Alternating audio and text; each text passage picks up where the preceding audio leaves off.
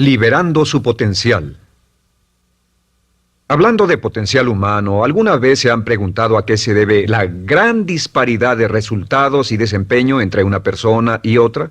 Una persona que percibe $250,000 anuales no es 10 veces más astuta ni mejor que una persona que percibe $25,000 anuales. ¿Por qué la diferencia de 10 veces sus ingresos? Y si tomamos a una persona que percibe $2,5 millones al año, ¿será esa persona 100 veces mejor, más astuta que la persona que gana $250,000? Imposible. En un estudio reciente de coeficiente intelectual probaron a 1,000 personas de una cierta población y llegaron a la conclusión de que la mejor persona entre los 1,000 solo era 2,5 veces más astuta que la persona de menor coeficiente intelectual. Solo 2,5 veces la disparidad, y tal vez eso sea con toda la población. ¿A qué supone que se debe la diferencia? Al hablar de potencial humano, llegamos a una fórmula que deduje hace algunos años. Tal vez eso lo explique un poco. La fórmula comienza con lo que llamamos AI.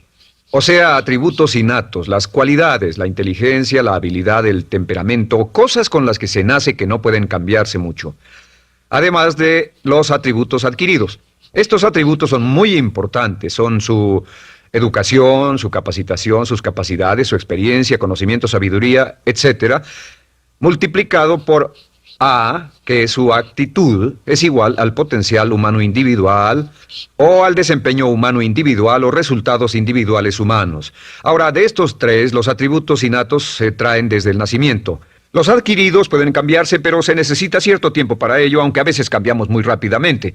Cierta información valiosa puede cambiar dramáticamente su eficacia, pero las actitudes pueden aumentarse o disminuirse dramáticamente en segundos. Cada vez que mejoramos nuestra actitud, multiplicamos todas nuestras capacidades. Una actitud ha sido llamada acertadamente el lenguaje más importante del ser humano, la palabra más importante del idioma en el humano. Todo lo que hacemos en la vida, según un estudio en Harvard entre estudiantes ejecutivos, será en un 85% de actitudes. Un 85% de su éxito estará determinado por su actitud. Eso significa que está determinado por cuán positivo o cuánta actitud mental positiva se tenga. Las personas con actitudes mentales positivas tienden a avanzar más rápidamente, se mueven hacia la cima en organizaciones valiosas, ganan más dinero, sacan más satisfacción de la vida. Una actitud mental positiva no significa que baile por las calles y arroje flores. Solo significa que tome una actitud constructiva en general o se aproxime hacia su trabajo, su vida, sus problemas, relaciones, etc. Según el informe Cox de las empresas americanas, según la revista Success, un 85% o más de todo lo que se logra se debe a la actitud. Y la pregunta es, ¿de dónde vienen las actitudes? Las actitudes vienen de las expectativas. Muy simple, ya hablamos de eso. Y una forma muy poderosa de mejorar su actitud instantáneamente es decir, aunque no lo crea, pienso que algo maravilloso va a ocurrirme hoy. Como dijimos antes, nuestras expectativas sobre los desenlaces determinan nuestra actitud. Si espera que las cosas salgan bien, tendrá una actitud positiva. Si espera que salgan mal, tendrá una actitud negativa. Y lo maravilloso es que podemos fabricar nuestras expectativas. Podemos esperar lo que deseamos. Podemos esperar cosas buenas, cosas malas, y no nos decepcionaremos. ¿De dónde surgen nuestras expectativas? Nuestras expectativas surgen de nuestras creencias y de nuestros valores. Son el centro de los factores motivacionales de nuestra personalidad, nuestras creencias, y esto nos conduce a un entendimiento del potencial humano. Significa básicamente que nuestra actitud es una expresión externa de lo que está ocurriendo internamente, y esto es consistente con las leyes mentales. Con respecto a las creencias, cada uno de nosotros tiene muchas creencias en el fondo que los psicólogos llaman los conceptos propios. El concepto propio, o su descubrimiento, es considerado por muchos como el logro único y más importante para comprender el desempeño humano en el siglo XX. Yo estoy de acuerdo. El concepto propio es como, si queremos usar una analogía militar, el centro de mando. O si queremos usar una analogía técnica, es el programa central de su computadora básica. Es un grupo de creencias, valores, actitudes, sentimientos, ideas, etcétera, almacenadas en el fondo de nosotros y son el resultado de casi todas las experiencias que hemos tenido en la vida. Y algunos investigadores dicen que el concepto propio comienza a formarse aún antes del nacimiento, pero el concepto propio, una vez colocado, Precede, predice y determina sus niveles de eficacia y desempeño en todas las áreas de nuestra vida. El concepto propio se convierte en el centro de mando o el programa maestro. El concepto propio de este grupo de creencias determina lo que dirá, lo que hará, cómo actuará, cómo se siente y reacciona, etc. ¿Qué significa esto? Significa que todas las mejoras en su vida externa, todos los cambios en su realidad comienzan con un cambio en su concepto propio. Les voy a explicar lo que significa. Esta es una gráfica muy simple. Hablamos de potencial humano y decimos que la persona promedio usa un 10% o menos de su potencial. Según investigaciones, tal vez es mucho menos. El Instituto Stanford Brain en Santa Clara, California, estima que tal vez se aproxime a un 2%. Seremos generosos y diremos que la persona promedio usa un 10%. Significa que en los mejores casos, la mayoría, como usted o yo, no usamos un 90% de nuestro potencial. Uno de los mejores filósofos, Oliver Wendell Holmes, dice que la tragedia de la persona promedio es que llegan a la tumba con su música aún por dentro. Aún están funcionando con mucho menos de su potencial total. Y esto es el potencial humano. Sabemos que existe una relación directa entre el potencial humano y el concepto propio. Pero como nuestros conceptos propios o nuestras estimaciones de nosotros mismos generalmente son mucho menores de lo que debieran ser, nuestro nivel de desempeño y eficacia también es menor. Sabemos que nuestro concepto propio es altamente subjetivo. ¿Qué significa esto? Significa que el concepto propio, lo que pensamos que es cierto sobre nosotros mismos, no está basado en la realidad, está basado en información que hemos tomado y aceptado como cierto, hasta el grado en que creemos lo que sea de nosotros mismos y se vuelve cierto para nosotros porque actuamos de una forma consistente con ello. Algunas personas que leen sus horóscopos y creen en horóscopos predicen su futuro. Hay algunas personas que toman la crítica y las opiniones de otros a quienes ni siquiera respetan y hacen suyas esas ideas, dando un resultado muy negativo. Lo que piense, lo que acepte como cierto, se vuelve cierto para usted. También sabemos que como adultos tenemos una variedad de conceptos propios. Tenemos un concepto propio de cómo vestirnos, cuánto pesamos, lo que comemos, lo bien que podemos hablar en público, qué tipo de padres somos, qué tipo de hijos somos con nuestros padres, qué tipo de esposo o esposa somos, qué tipo de amante, de conductor. Lo interesante de manejar es que todos los hombres tienen un concepto muy positivo con respecto a esto. Las mujeres no entienden esto, pero los hombres nacen con un genio inherente para manejar. Todos los hombres son choferes excelentes. Si no lo creen, todo lo que tienen que hacer las mujeres que están viendo esto es pensar en la última vez que trataron de corregir la forma de conducir de un hombre y recordarán que no obtuvieron buenas respuestas. ¿Cómo respondemos ante alguien que desafía nuestro concepto propio, sugiriendo que no somos las personas que pensamos ser? Estamos a la defensiva, nos enfadamos, nos irritamos, es difícil que nos traten. Tenemos un concepto propio de lo creativos que somos, lo inteligentes, lo rápido que leemos, lo bueno que somos en los deportes, y si practicamos una gran variedad de ellos, tenemos un concepto propio para cada uno de ellos. Tenemos un concepto propio de lo bien que cocinamos, de lo bien que educamos a nuestros hijos, de lo bien que limpiamos nuestra casa, los autos que manejamos, etc. Y también de lo que valemos por lo que ganamos. Es muy interesante saber que nunca ganamos más del 10% de nuestro concepto propio en ingresos. Nuestro concepto propio determina nuestro nivel de ingresos. Este nivel de concepto propio se llama zona de confort. Y aunque querramos más dinero, veremos que la tendencia humana natural de todas las actitudes es luchar por lograr entrar a la zona de confort y luego quedarnos ahí.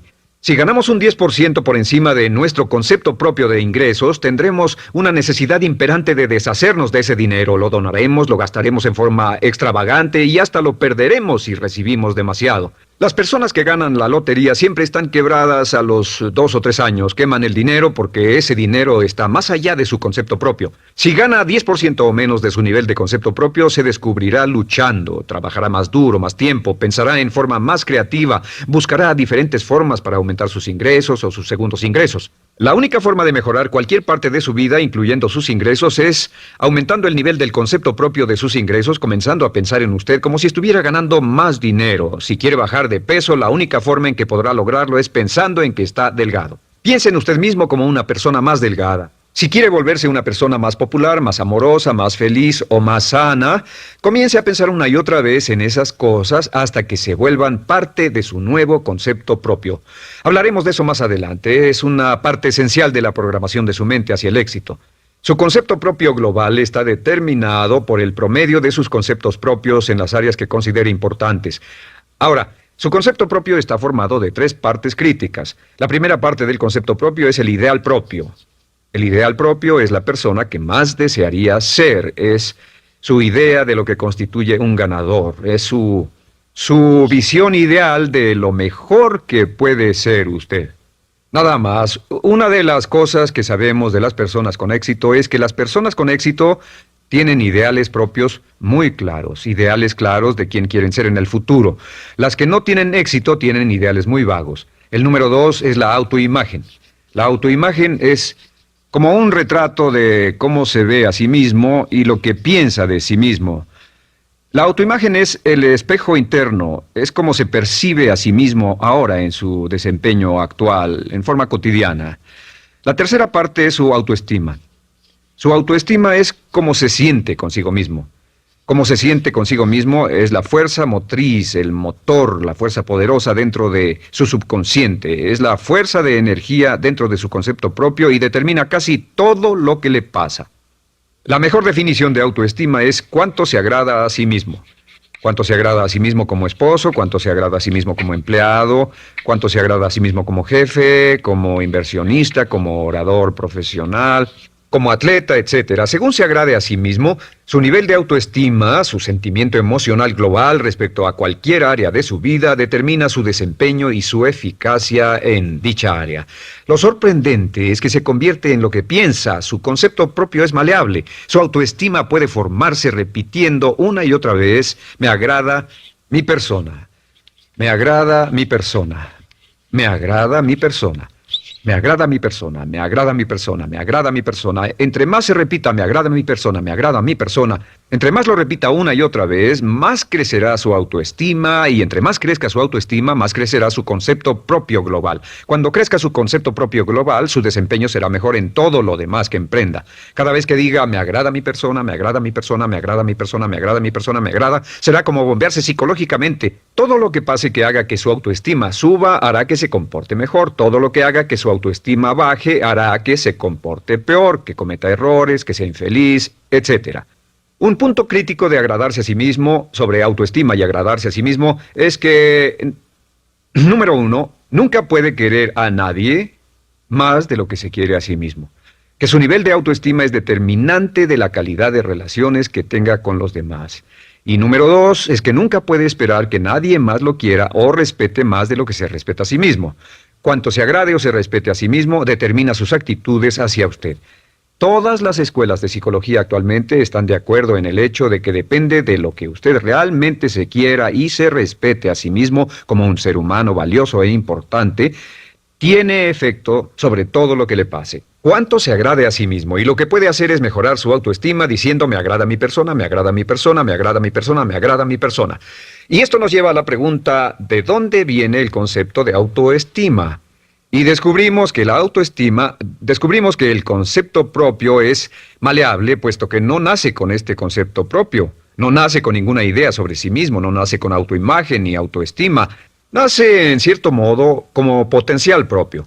Es la mejor forma de plantearlo. La persona promedio llega al mundo como potencial puro.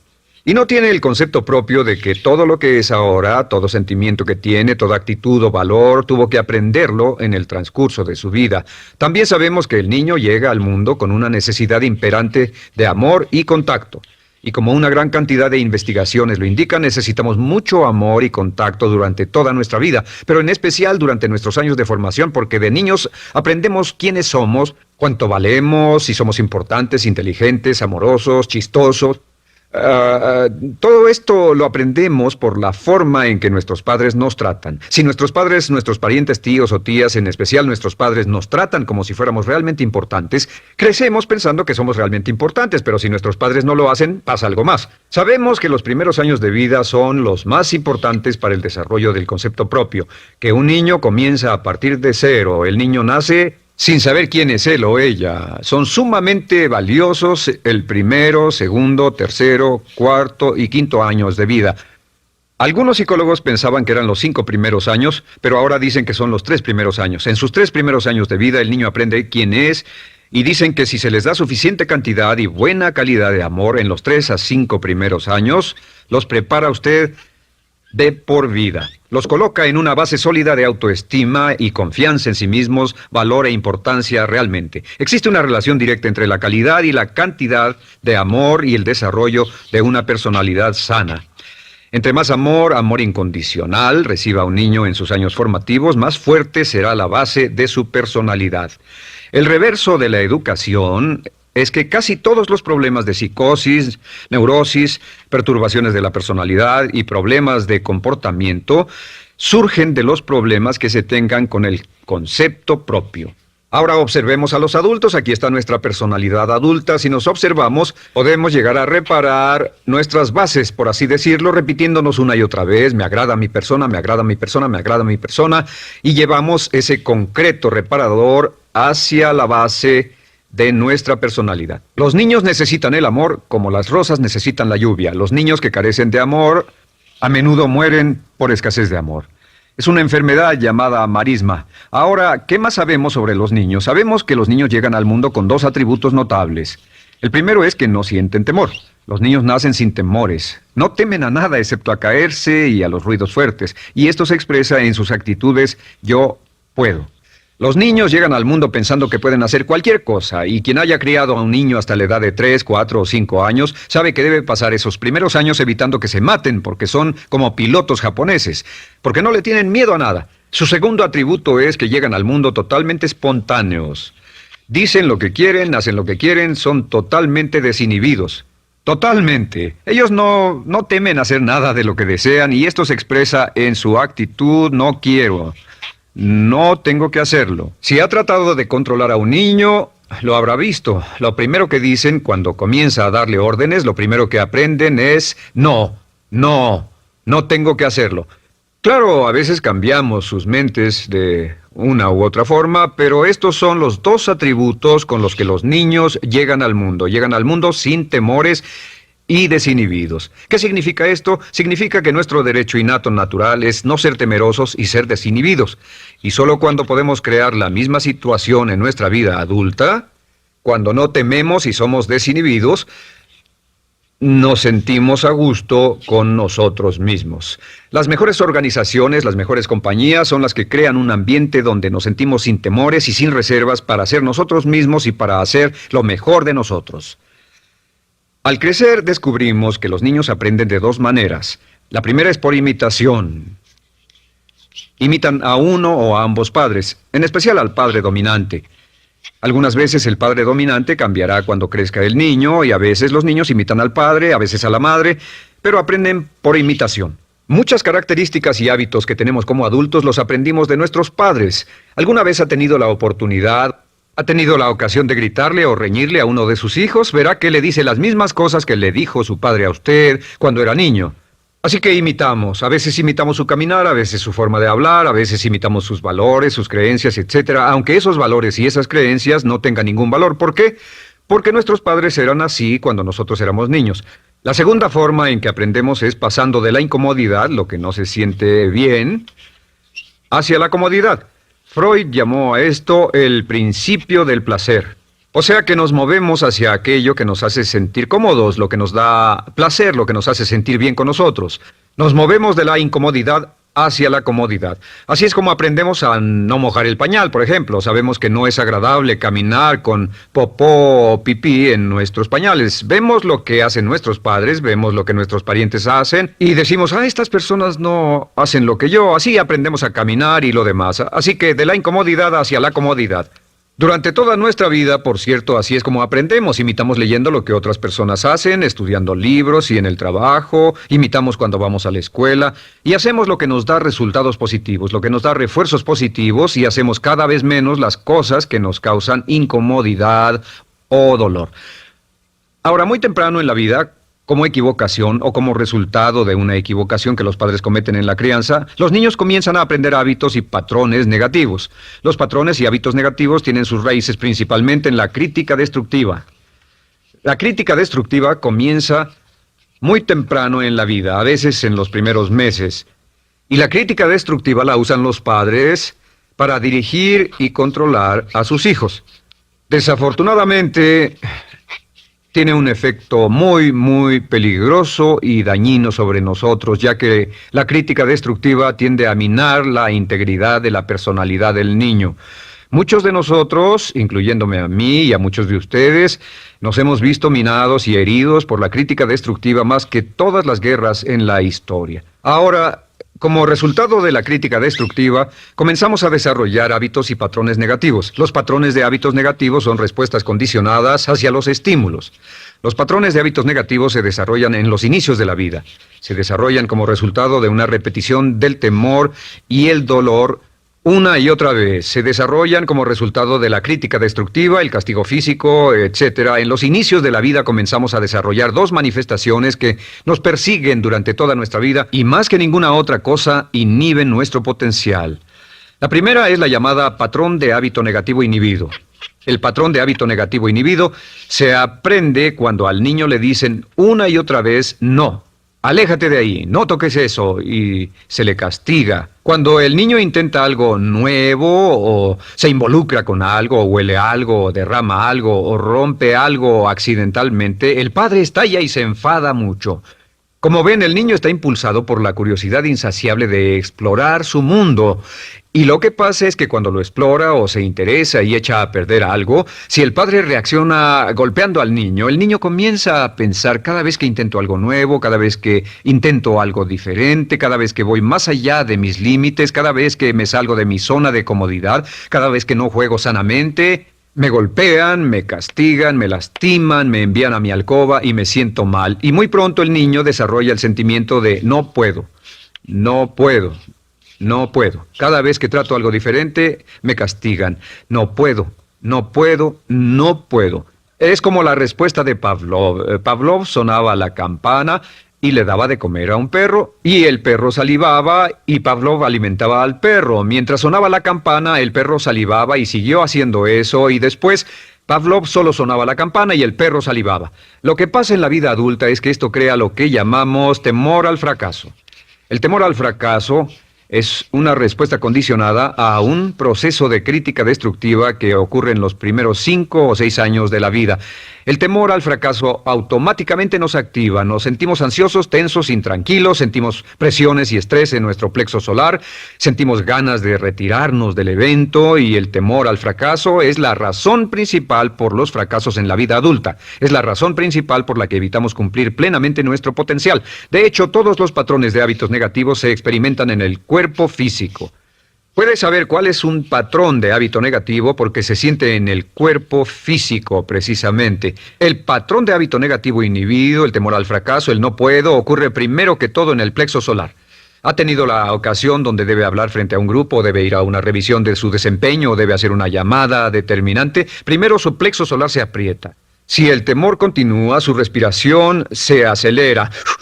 Su corazón comienza a latir apresuradamente, su frecuencia respiratoria aumenta y le duele la cabeza como migraña en la parte frontal, su garganta se le cierra y no puede hablar y se le seca la boca por completo. Y como se pone tan tenso y asustado, va corriendo al baño. Estas son todas las manifestaciones. No hay peligro físico, pero sí peligro psicológico, una respuesta condicionada. Cuando sentimos estas cosas, la tendencia es retirarse de la situación que las ocasiona y es la razón por la que no logramos mucho si retrocedemos. Es muy importante. El segundo patrón de hábitos negativos es el compulsivo. El patrón de hábito negativo compulsivo se aprende cuando a los niños se les dice una y otra vez, más vale que lo hagas. Si no lo haces, tendrás problemas o me las pagarás. A los niños se les convierte en recipientes del amor condicionado. Los padres no intentan hacer esto, pero lo que hacen es sugerirle al niño, no te amo. Por lo tanto, no estás a salvo, a menos y hasta que hagas lo que yo quiero. El niño crece sintiendo, tengo que hacer lo que quiera mi mamá. Debo complacerla, debo complacer a papá, debo complacer a los demás, debo complacer a mis parientes y a veces debo complacer a mis semejantes, debo complacer a mis maestros, debo complacer a todo el mundo y crecen con esto, debo.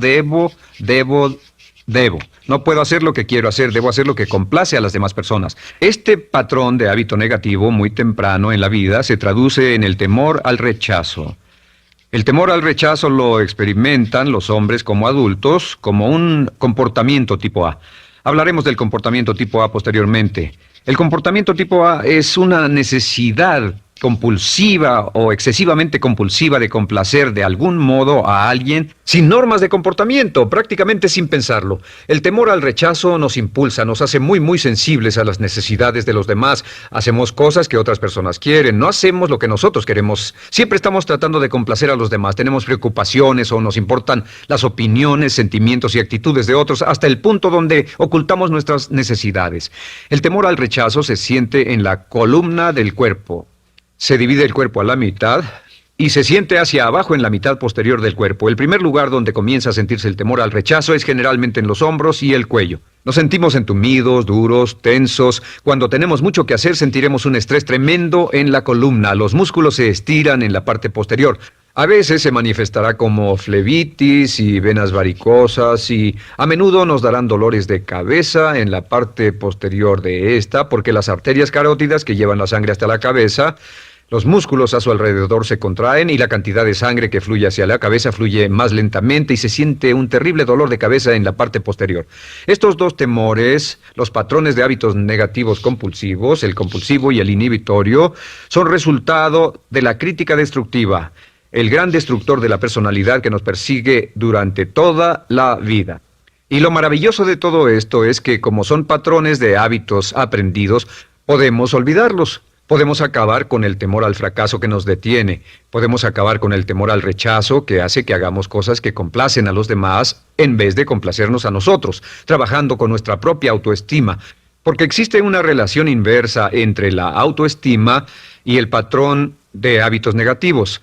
Porque entre más se agrade a sí mismo, menos teme al fracaso.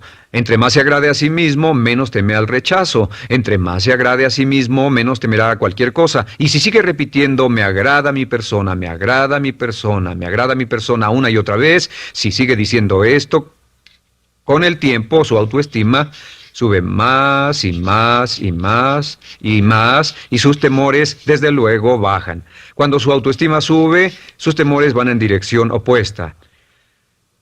Ahora, ¿cómo enfrentar la crítica destructiva si debe criticar a otras personas? Pues eso es muy simple. Muchos padres nos han preguntado eso. ¿Cómo se controla a los niños? Una de las claves para controlar a los niños es dirigirlos para que hagan algo constructivo en lugar de hacer algo destructivo. Otra cosa que debe recordarse es que lo que quiere hacer es que quiere dar una crítica informativa, crítica constructiva, lo que significa que se les dice a los niños lo que pueden hacer o a los adultos lo que pueden hacer mejor. Todo el propósito de dar retroalimentación de cualquier tipo es mejorar el desempeño. Si es padre o si es jefe o si es una persona en una relación, si una persona está haciendo algo malo o inadecuado, todo el propósito de darles cualquier tipo de retroalimentación es para que puedan hacerlo mejor. Sin embargo, existe una relación directa entre la autoestima y la crítica destructiva. Cada vez que se critica a una persona, su autoestima baja. Y cada vez que su autoestima baja, su habilidad para desempeñarse baja. Si critica a una persona en forma destructiva demasiado tiempo, llegará a un punto donde no intentarán nada. Se convierte en lo que llamamos hipersensible. Un adulto hipersensible es aquel que no puede aceptar críticas de nadie. Un adulto hipersensible es una persona que está muy tensa, ansiosa, si siquiera sugiere que no está haciendo lo correcto. Si trata con un adulto hipersensible, la clave es sentarlo y recordar 4 cosas. Número 1, comenzar con alabanzas. Número 2, proteja la autoestima de la persona a toda costa. Número 3, discuta el desempeño y no a la persona. Hable del comportamiento más que de la persona. Y número 4 es enfocarse hacia el futuro en vez de en el pasado. Enfóquese hacia lo que va a hacerse en forma diferente en el futuro en vez de lo que pasó en el pasado. ¿Por qué? Una razón muy simple, porque una persona no puede controlar el pasado. Al no poder controlar el pasado, cualquier crítica de lo que han hecho en el pasado les da un estrés tremendo y frustración. Así que, en resumen, la clave del éxito en la vida es una actitud mental positiva. Una actitud mental positiva se basa en expectativas de éxito, de una serie de expectativas positivas. Esa serie de expectativas positivas se basa en sus creencias y en su concepto de sí mismo. El centro de su concepto propio que determina su eficacia en la vida es su autoestima, y su autoestima se mide por cuanto se valore a sí mismo. Las dos cosas que nos frenan más que nada son el temor al fracaso y el temor al rechazo. Y uno de nuestros secretos centrales de éxito es este: Conviértase en un organismo generador de autoestima perpetua. Haga continuamente cosas para usted mismo, hacia sí mismo en su vida, que hagan que se agrade a sí mismo, que se ame, que se acepte, que se respete, que hagan que se sienta fantástico con usted mismo. Si es un jefe o un padre, no olvide que la clave para el máximo desempeño en su hogar y en su trabajo es hacer que las personas se sientan maravillosamente consigo mismas. Entre mejor se sienta consigo mismo y más se agrade, más probable será que logre que las personas a su alrededor lo quieran, lo acepten, lo respeten, se respeten.